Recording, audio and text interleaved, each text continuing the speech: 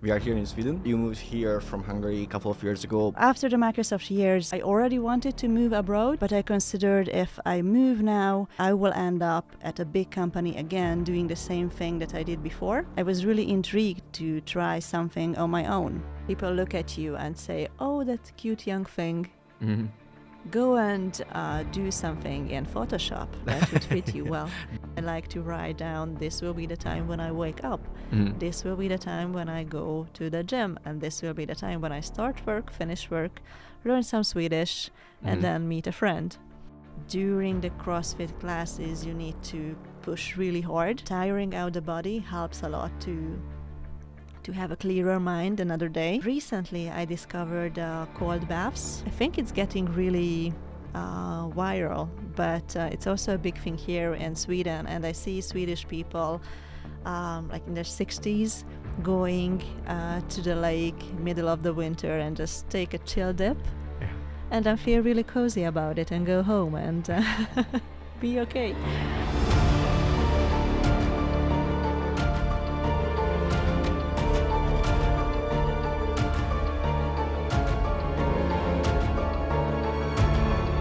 Hi everyone, welcome to the Folder Pattern Podcast. I'm Csaba Huszka, Go Backend developer, and my today guest is Vilté Székely, HR expert and co-founder of the Nordconn Sweden. Thank you for joining. Thank you so much for having me, Csaba. We are here in Sweden, and you moved here from Hungary a couple of years ago, but you already had a great experience, 15 years in different areas closely related to IT and business. And I think many people would be satisfied with that career you already had, but you decided to move here to Sweden. And can you tell us why did you make that decision? Why did you choose Sweden? And what were the main challenges you had during that journey? Mm. Yes, of course. When you say 15 years, it sounds like such a long time. I feel so old, but I started my career early, actually, during my university years. Mm-hmm. So it just added up. And I always worked in the tech area, I would say. I started with Telenor, and I spent a bunch of years at Microsoft, which was really techy. Mm-hmm. Of course, connected to my studies, but I was always more interested in the business side. So after the Microsoft years, I considered, I already wanted to move abroad, but I considered if I move now, I will end up at a big company again doing the same thing that I did before. And I was really intrigued to try something on my own. Mm-hmm. So I met this person who also worked at Microsoft in the past, who is now my business partner. Mm-hmm. And we decided to work together on a smaller business and just grew it out from the ground. And it was, and it still is, connected to HR services, but also involving tech. So a few years after, when I joined, we agreed that we should do something outside Hungary. Mm-hmm. It was really going well in the Hungarian market. I can tell you more later what is it about. Mm-hmm. And I really wanted something different from the Hungarian culture, where people speak English well, where technology is not just something that's evolving, but going really well, but it's still in Europe. So I considered mainly the Scandinavian countries because I think they match the criteria. And Sweden looked like a good place to go. They say that this is the Palo Alto of Europe. Maybe it's true. So yeah, I packed my car and I moved here, and I'm here since then. And we established the business officially 2022 September. So it's going since then. And what kind of services does the Nordconn Sweden have? Mm-hmm. We are doing interim business. So this means that we are providing business professionals for big companies and startups. Startups are a really big thing here in Sweden. There are a bunch of companies who are starting out, getting investors, and they also growing well. So they are getting to the scale-up phase when they don't need to fight for every day anymore. They already have 100, 200 employees, let's say. But they still want to grow. They still want to do new things, maybe build new areas in marketing or in sales or in tech or maybe in reporting. And they need someone to help with that. and maybe they don't want to hire. I think that's pretty common, that you don't need to hire someone who is super expensive, but you just work with an interim person for 6 months, 12 months, as a consultant or as a contractor in your business. So this is what we do. And with the background of HR, so in Hungary we do a lot of HR services, recruitment, performance management, onboarding, and so on. With the background in recruitment, we are really able to find good people within Europe and move them to Sweden, or even if they already live in Sweden, then find them a good fitting project. All right, so you are hiring people in Europe and then to IT companies to Sweden? We have, we call it a pool, like an expert pool. So anyone who is interested in working in Sweden and has a good experience, we have a conversation with them, agree on what do they want, what we are interested in, what kind of conversations do we have now with Swedish companies, and then maybe just right away, maybe in a few months when the opportunity comes, we organize an interview with the customer, and then they can go on that interview, and if they're successful, start to work at that company as a contractor. If someone wants to, live in Sweden and want to, like a junior, for example, who just really started off their career, what kind of skills do they have to have, in order to have a chance to, get in that interview? Yeah. I think it's really important to be confident with yourself and to know what are your skills, because we are not working together for years, right? We will have a discussion with you and we will ask you what are you good at and what do you want to do. And we are also doing different kind of tests, which are about personality, about cognitive skills, and so on. So we have a pretty good assessment about you when you want to work with us, but you also need to know what you want to do. And I think to be able to work as a contractor and to jump in to a company for an interim term, you need to be a good problem solver, you need to be very proactive, and you need to have good communication skills.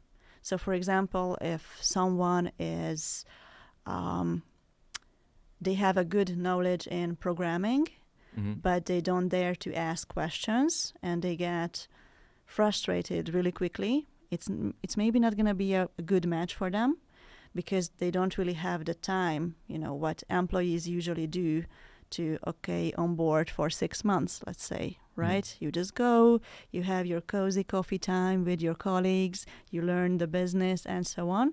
This is not the case when you are a contractor.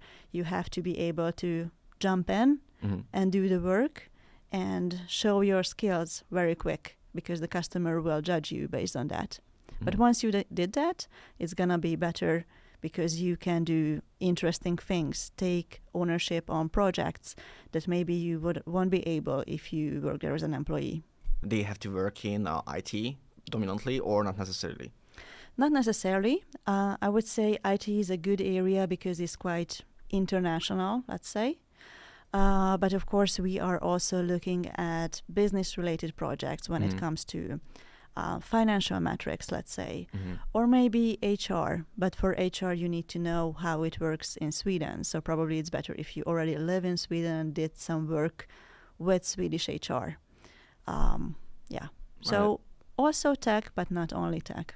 And so for example, graphic designers, or if somebody want to do like a video editing, for example, would they find like opportunities here in Sweden? At some companies, yes. That's not our main profile, I would say. It's more like business revenue generating roles. And this role, like a graphic designer, probably can find a good fit at marketing departments. But we would more go for a marketing manager, let's say, who organizes what needs to be done. And then they will hire a graphic designer. So think more about business roles, managerial roles like a project manager, or maybe in tech, which is business related, like a business analyst, right? Who is talking to IT and also talking to the business stakeholders to decide what kind of technology they need to improve or implement and so on. So more on this side. Hi, let's take a quick break from our podcast. Thanks for listening to this episode. It's going to be a great one, so make sure you stay with us till the end. As I said at the start, I work as a software engineer. I've been doing this for almost 10 years. I build modern responsive applications. If you need such a product or you want to improve what you already have, let us know. You can get in touch through our website or on LinkedIn. And now let's get back to the podcast. Here in Sweden, the startup company is more active compared to Hungary. Is that true? Yes, I'm comparing it to Hungary and I would say Central Europe, probably. It's a really big market for investing, and also I would say in different kind of areas, maybe not only in tech, but I see many young people doing their own clothing lines or makeup business and doing really well on social media. So I think there's a big culture for that here in Sweden. And what should for example, Hungarian startups should improve? What do you think? Or the Central European startups, what should improve in order to, being able to kind of like challenge the Sweden market? I think the mindset that a Scandinavian leader has is the test and adjust. When you want to improve and you want to move forward, you need to make certain investments. And it's a really tough decision to make because when you are small, your assets are limited, right? Yes. You have probably a small budget, but you still need to make decisions. Yeah, stressful. It can be really stressful, yes. And here, I think leaders are really good at making quick decisions like, okay, this area of tech seems really interesting. I will make an investment here and then see how it works for my company. And then they try it out. And if it works, that's great because you can grow super quick. If it's not working, then you are able to make a quick decision and say, okay, I don't want to do this anymore. Let's stop and let's do something else. Compared to Central Europe, I think people are more careful. Probably it's because the assets are more limited, right? If you get an investment, maybe it's smaller, or it's just in our culture to be more careful. And the decisions are slower in that way. So this is a big difference. And you need to be able to invest, but you also need to be able to make a super quick decision like, this is not working, let's move on, let's forget it. And it's not like lost money, but I made an investment, I learned from it, and now I will move forward. Yeah, so that's learning. It's not losing money. It's more about learning. Exactly, getting experience. We kind of get a limited market too. I have to agree. You need to open up your market, and you need to be able to sell outside your country, right? Internationally. And here, maybe even your investor is in the US. So it's easier to reach out and to sell your product in an intercontinental way. And in Hungary, in many cases, it still stays in the country, at least from what I see. And it's much harder to grow and show yourself, to be more visible in an international way. But it's always worth a try. My business partner always says that in hard times, you have to run forward. So just do the investment, just make a decision, and go for it. Yeah. Right. So you mentioned that here in Sweden, it's very common that startup companies, especially startup companies, hire people through contract rather than hire them as an employee. So what kind of changes it can have? Because I know for sure in Hungary, for example, lots of people kind of are afraid of being as a contractor. So because they kind of like are afraid of losing a project, or they are afraid they are going to have like a huge gap between projects, and they kind of like prefer being an employee. So is it a challenge here, or it's not? Good question. I wouldn't say it's an easy business, and you have to set up your mind for it. And the contractor business is always has its benefits and challenges, right? So when you're a contractor, you are more free. You can work at different companies. I think 1 year of experience can count as 2 or 3 years Mhm. when you're a contractor compared when you're an employee, because the pace is much faster. You need to sell yourself every day, so you will deliver a higher quality job.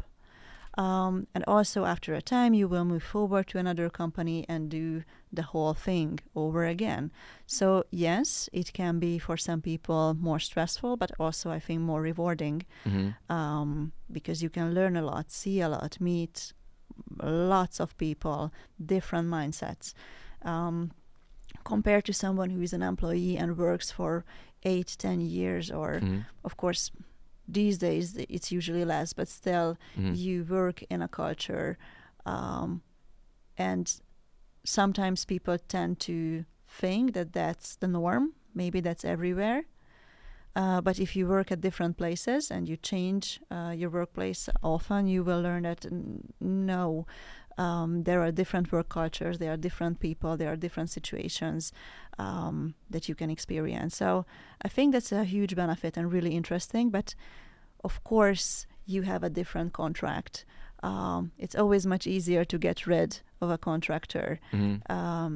You will have your terms, but you are still not an employee. So it's your job to make sure you find another project, you find another role within the company. You have to be okay with that. I think it really depends on the conversation that you have with the customer, and usually I am, or we are as managers at Nordconn, also involved in the discussion.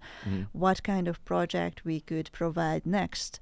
What do we see at the company as an important business goal, where they want to grow, where they need more resources? And I think a good contractor can find the next project. So they deliver, but at the same time, they see, okay, this area needs an improvement, right? We always see those areas. Everybody sees those areas, but it's not in their job description to do something about it. So if you're there as a contractor and you have a role for 1 year, you can always say in the end, or usually before the end, 2-3 months before the end, it's a really good time to start a conversation. Dear managers at the company, I see this is an improvement area, and if we work together, I could do this, this, and this in the next 6 months.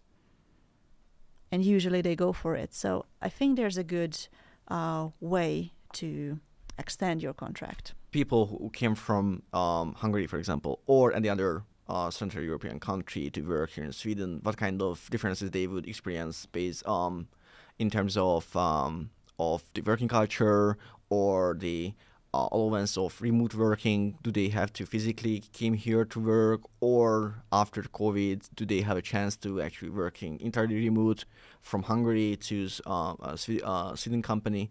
How do you see that? It really depends on the role. At some companies where the roles are really technical, it's okay to work remotely and do development work remotely. That works. In some other roles, which are more close to the business, and you need to make business decisions, financial decisions, anything more closer to the revenue side, it's much better to be able to come to the office 2-3 times a day. And what I see, it's more and more expected as well, probably in every country, because companies are started to see. So you meant 3 times a week, right? Yeah. Sorry. Yeah. 3 times a week, exactly.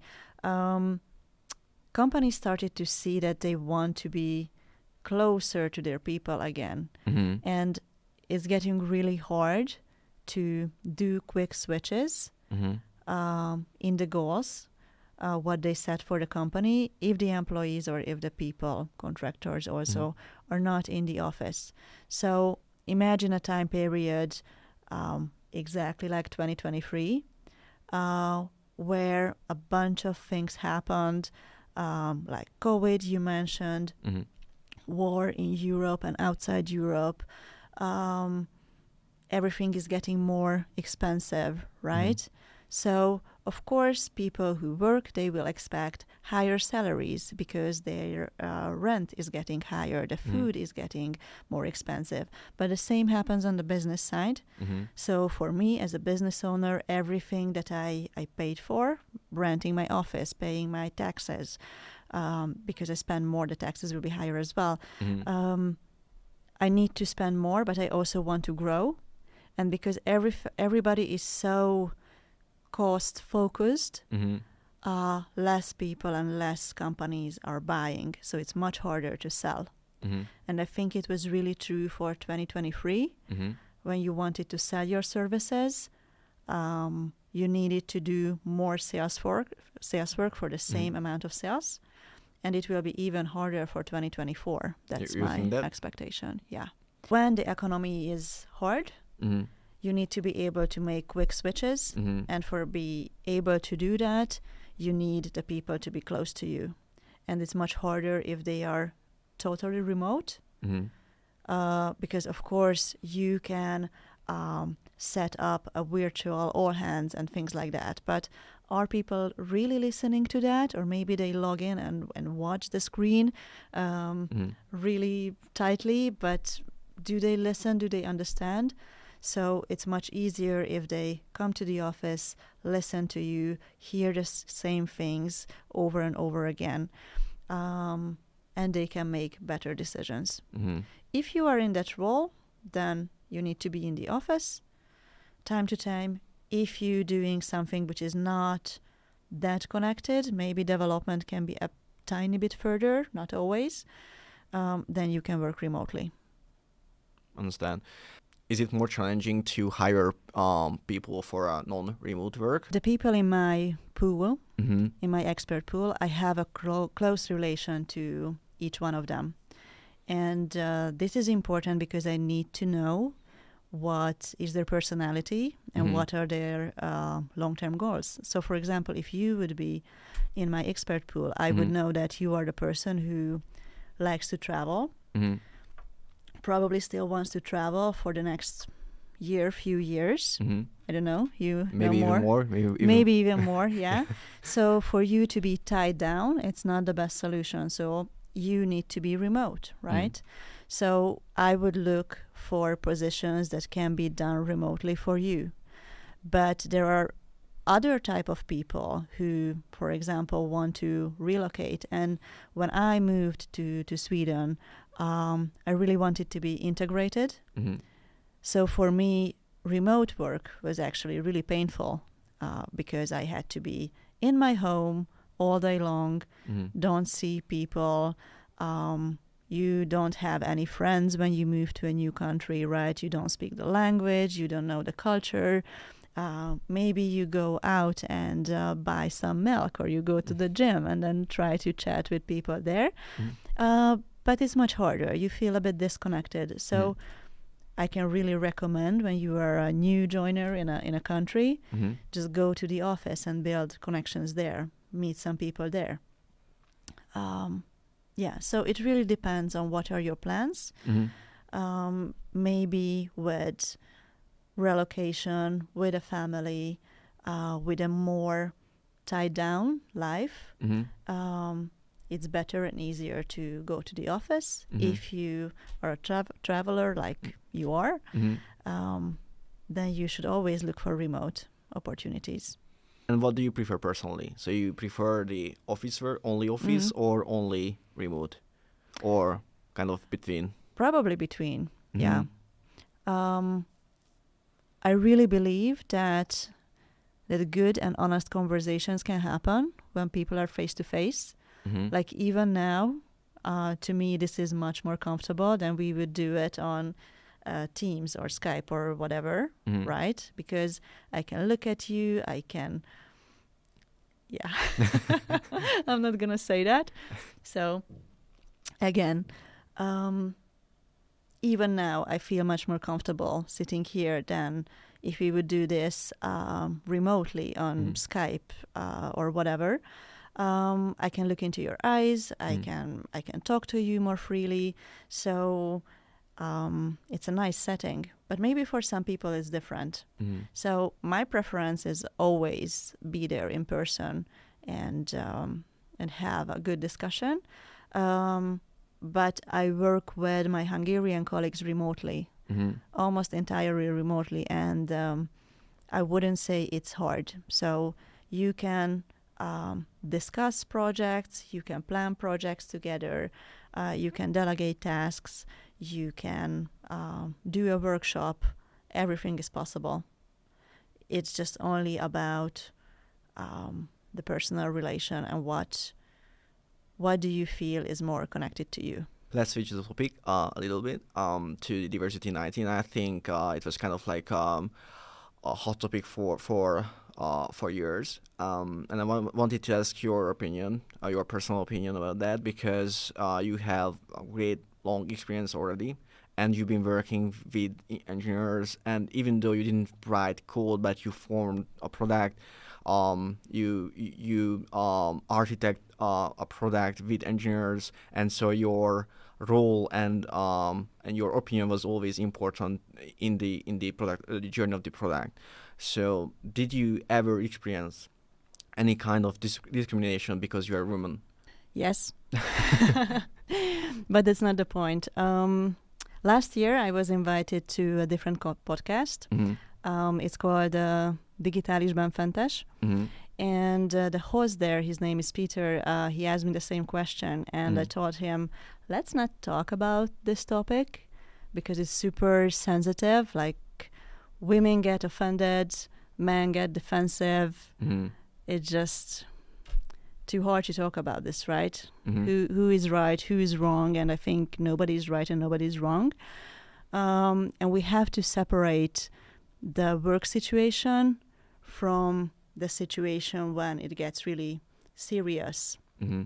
like issues with families, abuse, and things like that. Mm-hmm. This is not the case normally, hopefully, at the workplace, right? Mm-hmm. So it can be tough, and I can only talk about my personal experience. Yeah. I think you need to grow up. It's a weird word, but if you imagine being like super young at the workplace, maybe 20 years old, you don't know anything or you don't know much. And this was me when I started my business. I was 20-something. I was really eager to work, to be successful with my team, to do great stuff. I had a purpose. I wanted to do important things. Mm-hmm. And there were 40-something guys, right? So it's a huge gap. Mm-hmm. Can you really be a group? Can you really be included?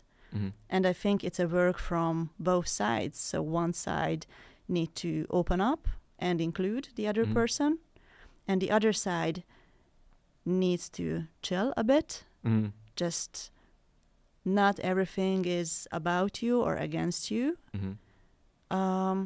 Just get through it and do the job.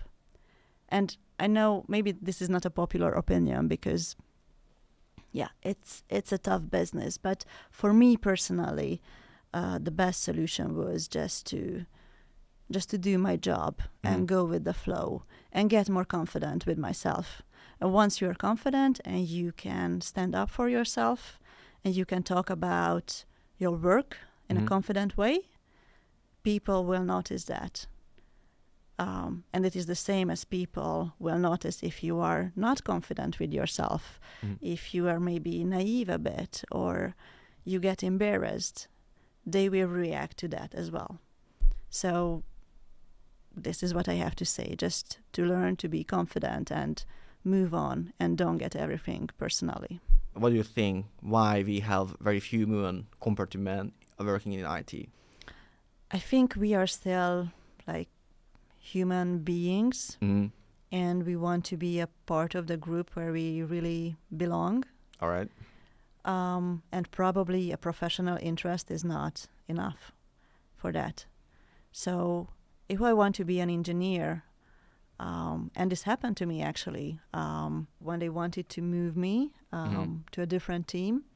And in that team, it was an international team, but it was a group of 50-something guys doing really hardcore tech. And I was in my 20s, and I thought, do I want to get into hard conversations every day? Do I want to fight for my own voice? Maybe not. Maybe I want to be part of a group where I can be treated as an equal. Also, do they fight for us a solution? Like, so what we do is in the team sometimes it happens, of course, rarely, but still could happen when we argue for a solution. So, like, different people have different ideas, different designs, and they argue for that which should be implemented. So that this is what you are referring to when you say that they were like fighting every day, or you refer to something else? Yes, but I don't think it's a rational thing. Oh. I think people look at you and say, "Oh, that cute young thing. Go and do something in Photoshop. That would fit you well." That's different, yeah. And I don't say it's everywhere. I really hate to say that. But there's a fear, right? And the fear is enough to stop a person from taking it over. Or there are a bunch of videos on YouTube where you see female gamers, and then they put on clips and the comments what they get from guys when they realize there's a girl on the other side. Who the hell wants that? I was talking to a politician in Hungary, and I asked him the same question, that here in Sweden I see so many female politicians. What's going on in Hungary? Why don't you have more females like speaking out loudly? And he said they just don't want to.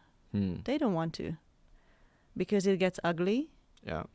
So do you want to get in that ugly fight? Some people do, or some women do, some not. And maybe the rules are a bit different, or you can get more personal if it's between a man and a woman. I don't know. But I think people honestly are not so conscious, and they really look for a group where they can feel themselves and just feel good. And in most cases it's just easier to stay in your own group, which is not right, I have to say. So I think a group should be diverse and everyone should take part. But this is where we are now. So as I said before, my only suggestion is for everyone to just to be more confident and don't get involved in that play. It's not important. Even if someone says something mean to you, just don't hear it. Just move forward. Just do your job. What would you recommend a woman who start their IT journey as a junior?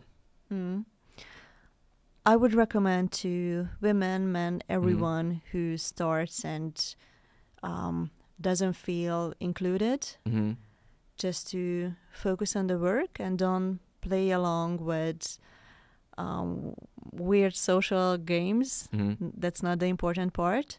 And if you don't feel comfortable, just set your boundaries. Just tell what's okay for you and what's not okay for you. And don't get offended. Don't go home and be sad and get anxiety about how people talk to you, because you also need to understand that the intentions are usually not bad. People just don't know what to say or how to say it. So focus on what's important to you, set your boundaries, do your work, and you will get more confident, and then it's not going to matter anymore. All right. I think it's very helpful. It's going to help lots of people who are listening to this episode. Let's talk about the future. So, what's your plans? Do you want to stay here in Sweden, or you plan to move, or you want to move back to Hungary? What are your plans regarding that? The future. Now I'm really focusing on the Swedish business. So that's my main goal, to make that stronger, make that grow. And me personally, I really have a good life here. Mm-hmm. So my mom is from Lithuania, my dad is from Hungary, and when I was younger, I always felt like a Hungarian. Yes. Maybe because I felt close to my dad, and there was a bigger part of the family in Hungary. But how I grew up and the time passed, I realized a bunch of areas that I needed to discover. That was probably coming from my mom and from the Lithuanian background. That I'm really interested in the north. Mm-hmm. And in that culture, and I want to learn more about it.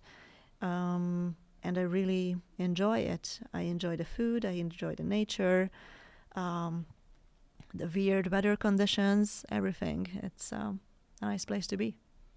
Occasionally you move or visit Hungary. And when you came back, do you kind of do you feel like you miss Hungary? I miss my friends. Mm-hmm. And there are a big group of people who I really love, and I try to spend time with when I go back. And that's the only part, I would say. Mm-hmm. People usually ask me that, and I think everyone who moved to another country gets this question. But when I moved, I really decided that I want to come, and I want to be here. And I always spend time with people who also have the same goals. Mm-hmm. Like, there are a bunch of expats who move here maybe for financial reasons, and then they are really unhappy with the country, Sweden or everywhere else, saying that, oh, this and this is a huge problem, and I don't like it, that it's always dark, and the food is so plain, blah, blah, blah. And that's a really toxic mindset. I would say it doesn't help you to be integrated or to feel at home. And I really wanted to feel at home. So for me, it was important to find a good apartment that I really like, and to go around, to know the area, to know the street, talk to some people in my building, talk to some people in the stores, like to understand, like when you are home, right? You know the cashier who works there every week or every day because you go there and you buy your milk and things like that. So I think this is what you need to do. And just put the negative aside, at least for a few years, until you feel really home. If someone told you that you can move back to Hungary and you are going to have the same success or even more back in Hungary, would you say yes? I would stay here, just to give you a short answer. And the reason is because I like the international scenery. All right. And I also started to plan my life here. It's not a secret. I'm 35. So beside the business, I'm also thinking on building a family, just to settle down. And I think it's more easy to do that in Sweden. Probably the culture as well, also the work culture. Many people go on long parental leaves, and that's totally normal. And then you can go back to your business and continue. And even with my own business, my goal is really to be able to create something that can work on its own. Of course, some operations need to be done, but that's also something where you can have people for it, right? And once you have a good established base, you can take a break from it and build a family, and then just get back to it. I really see that it's possible here. So as you're discussing your career and your experience and you own businesses, so I think you must be a very busy person. How does your work-life balance looks like? Good question. I like to plan everything. All right. because it can pile up Mm-hmm. and then it gets super painful. With the work and like personal administration, we all have that, and your chores and everything we need to do. And I also want to be healthy and social, and I have a dog, and sometimes I need to travel back to Hungary and meet people there, which is usually really hard. My evenings are always booked because I work during the day and then I meet some people. So I'm exhausted when I get back. So normally I like to plan my week and try to fit in a bit of everything. The dog part, the health part, the workout part, and the work part. And of course the social one, because without that it wouldn't make any sense. So you need to do that as well. And actually I have this weekly calendar. Maybe it sounds lame, but I do that, and I like to write down, this will be the time when I wake up. This will be the time when I go to the gym, and this will be the time when I start work, finish work, learn some Swedish, and then meet a friend. I would say I can follow that plan, like 70%. Not always, but it doesn't have to be perfect. It's just good to know what I need to do and what I want to do, so I can have a good combination of all of it. We started CrossFit together, or at least I started CrossFit, and you were already doing that. And I think it was a really, really good match with the heavy workload, because during the CrossFit classes you need to push really hard. And tiring out the body helps a lot to have a clearer mind another day. Probably there's some science behind that, but I think it works quite good. And recently I discovered cold baths or cold exposure, which is, I think it's getting really viral, but it's also a big thing here in Sweden. And I see Swedish people like in their 60s going to the lake middle of the winter and just take a chill dip, and I feel really cozy about it and go home and be okay.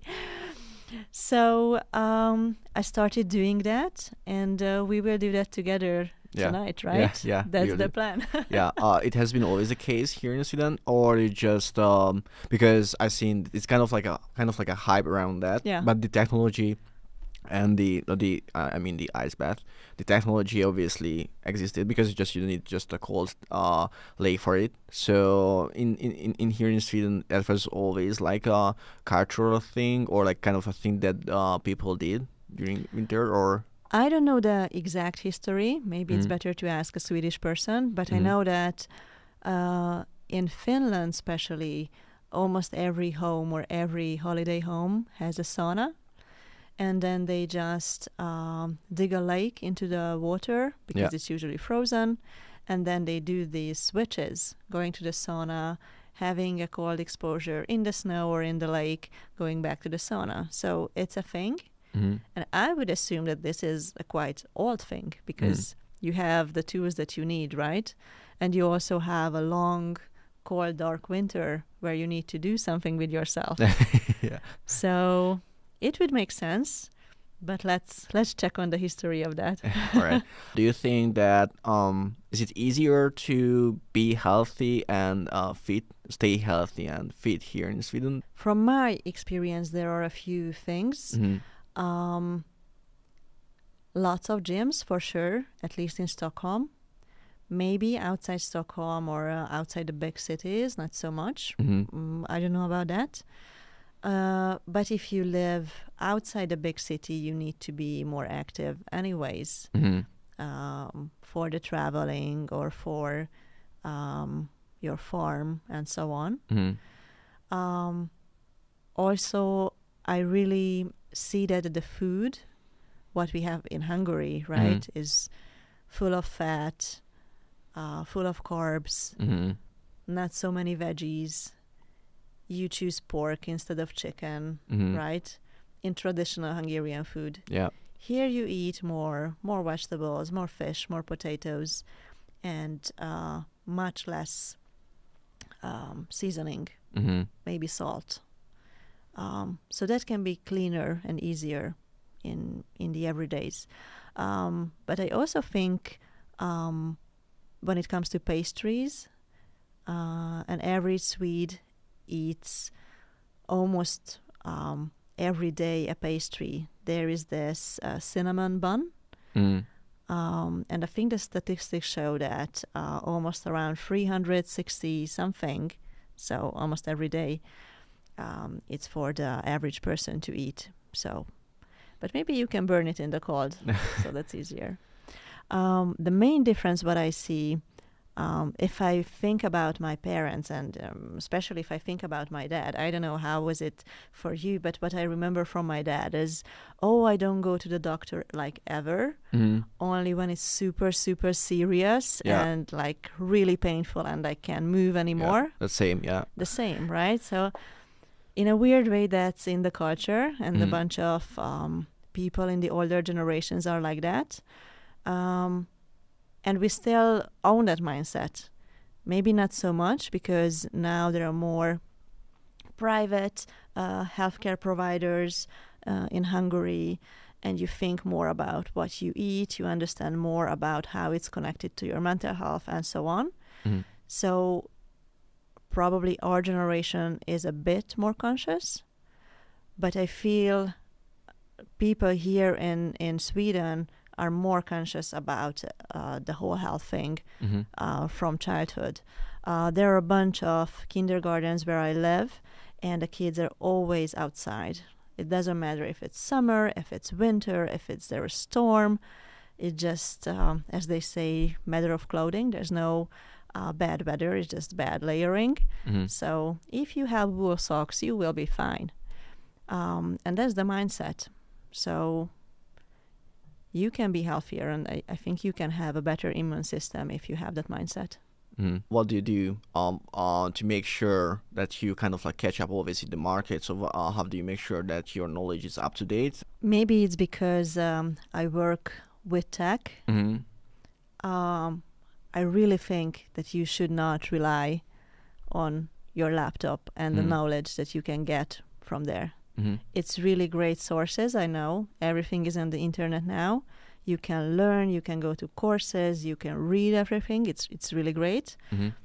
That can be a good baseline, but you will get behind if you don't go out to the field and talk to people. Just talk to your colleague, talk to your manager, talk to the CEO, because you need to understand what is in their head. First, it will appear in their heads, and then maybe weeks later or years later, it will be on the internet. So if you want to be up to date in the area where you're working, you just go out and talk to people. And this is what I'm telling my colleagues as well. Like, do you want to make a sale? Do you want to extend your contract? Do you want to be a better Power BI developer and do reports what your customer really need? And if the answer is yes, the solution is not to get even deeper into Power BI Super Advanced Core 3.1. All right. But you go to your customer and ask, what is your pain today? All right. What do you want to see? How can I help you? And that will build a connection, and that will help you to move forward and improve. Thank you for joining. I think it was exciting conversation. I personally learned a lot, even though I know you for I think many years now, but I still learned a lot, and I hope that the audience did the same. And thank you for joining again. It was a pleasure. Thank you so much. Thank you. Thank you for tuning in. If you enjoyed this conversation, please hit subscribe. If you haven't seen the previous episodes, make sure to check them out. All details about the Follow the Pattern podcast is available on the website. The link is in the description below. Join the Follow the Pattern Discord server, where you can ask about the podcast or you can submit questions to the next guest. The link is also available in the description below. Thank you for joining, and see you in the next episode.